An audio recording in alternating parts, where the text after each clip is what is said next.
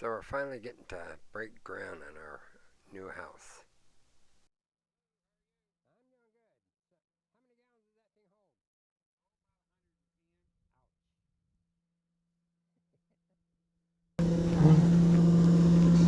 Alright, so this is what we got. This door is going to be a walkout. This is about 11 feet from this corner.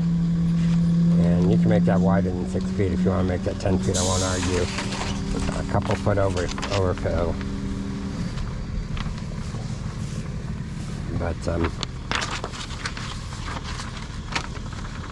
But yeah, so for the ICF blocks tomorrow, I'm gonna leave a 6-foot gap there, and I'll frame that in with 2x4s afterwards. But that way I can drive my tractor inside to move supplies. But this will be ground level. The final ground will be about 42 inches here, and this will be about roughly street level. Kick out. Yeah. I found that cold yesterday. I thought that looked good by your truck, so I bought me one, put by mine. So. Hold that. I don't want to get diesel fuel all over it. I just printed this up for you guys, seriously. That's for us? Okay. Yeah. Thank you. Just so you got an idea what's going on. Yep. That 6-foot opening here, you can make that 10 feet if you want. You can 2 feet on either side, that won't hurt me. But yeah, this section here, the final grade is going to be 4 inches or 42 inches above the deck. Yeah. So that the windows are just a little bit over ground level. So. Well, you want to, I think we ought to check this for square real quick before we paint marks. Let's walk this dude straight back. I'll pull your truck up here by mine. We'll double check it. Yeah, measure twice, cut once. I'm not saying.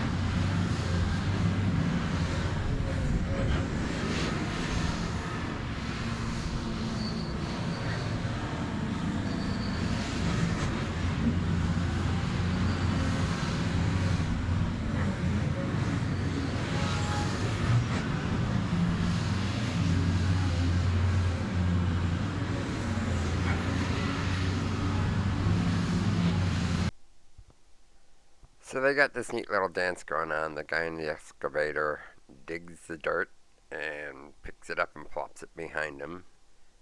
The guy in the bulldozer, I believe he's the company owner, Dan McAllister, he comes around and pushes the dirt out of the way. And repeat.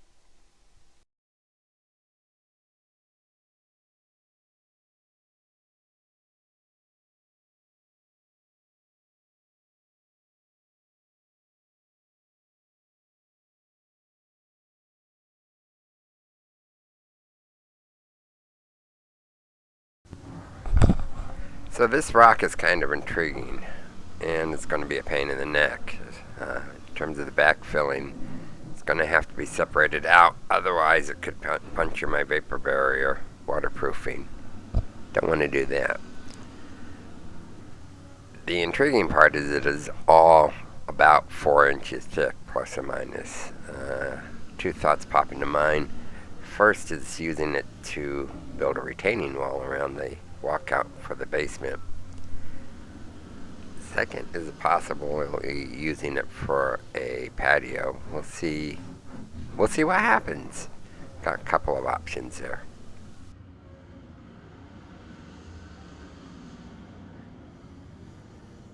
Okay, end of day 1 digging.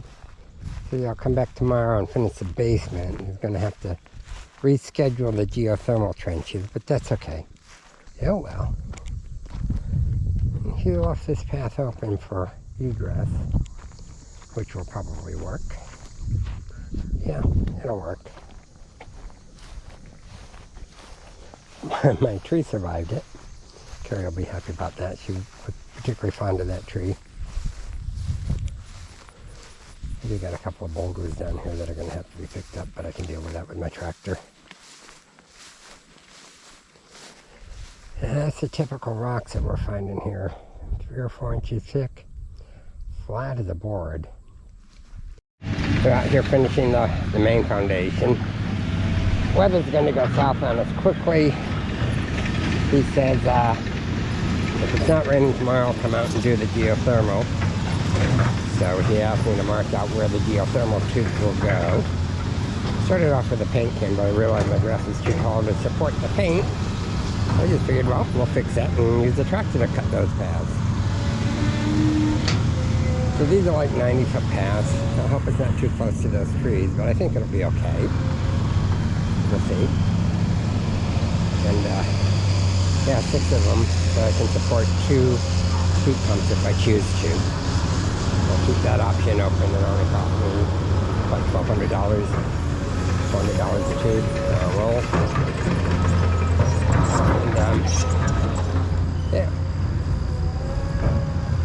the walkout portion of the basement.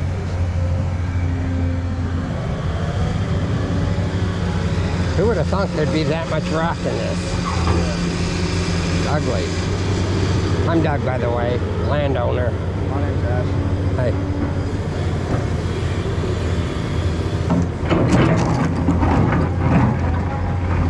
Yeah, listen to that scrape. Ouch. Oh well, it's what it is.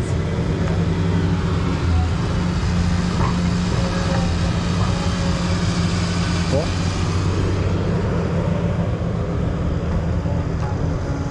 Yeah, it still may be a bit of a problem when I put the footers in, but I got a way around that, I think. I think. So again, emphasis is more, watching you. More on the getting the cement truck close to the property as opposed to landing the outside of the property, and that kind of makes sense to me when I stop and think about it. So yeah, she's building up a nice little pile there. I like it. I'll film a little bit more and then I'll put a drone out.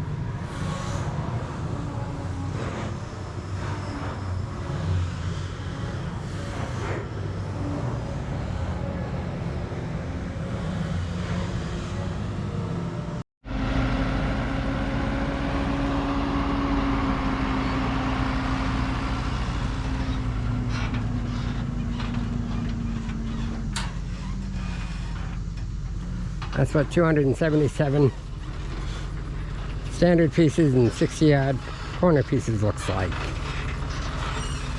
Not to mention my dimple membrane and some rebars. There should be also some assorted hardware in there too. We'll see how that goes. Really cool. This guy's working with me very nicely in terms of placing it. So I'm happy about that. Yeah.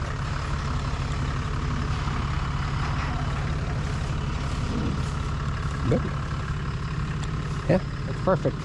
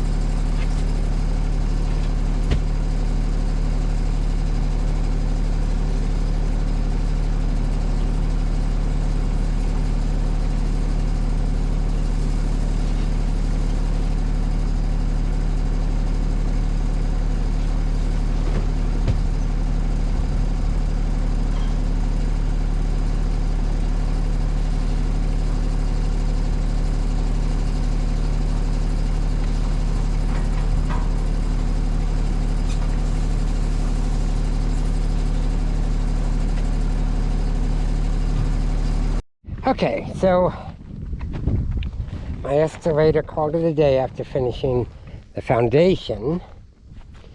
You don't get any drone right now because there is an impending thunderstorm coming. So, I mean, about this place, this is going to be great. I mean, just look at that.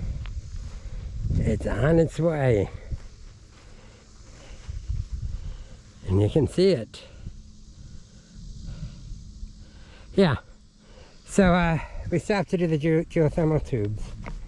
He said that weather dependent, he'd get that tomorrow. I'm thinking it's probably going to be a week before we can get to that because of scattered thunderstorms all week long. Friday's supposed to be showers most of the day.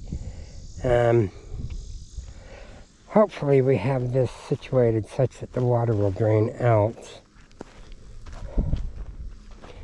We'll find out. I may have to take my tractor and dig some passes to let the water out. Yeah, the rock is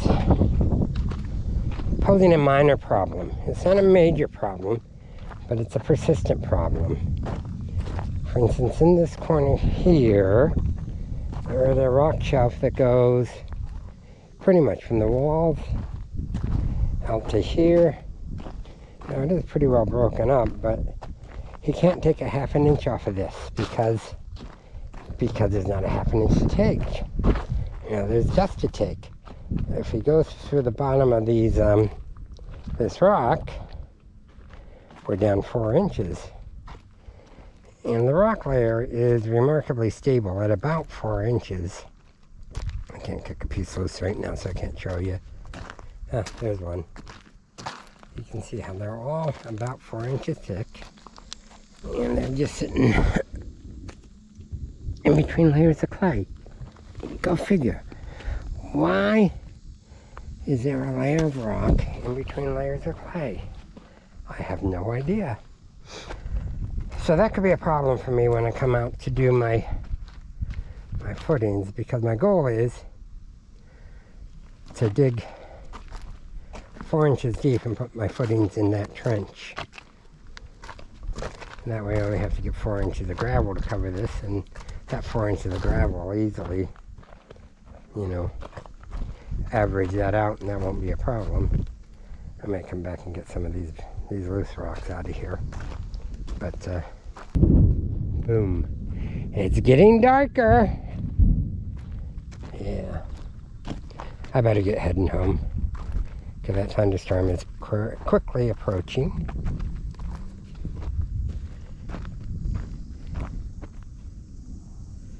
Ah, so pretty, isn't it? It's going to be so neat up here.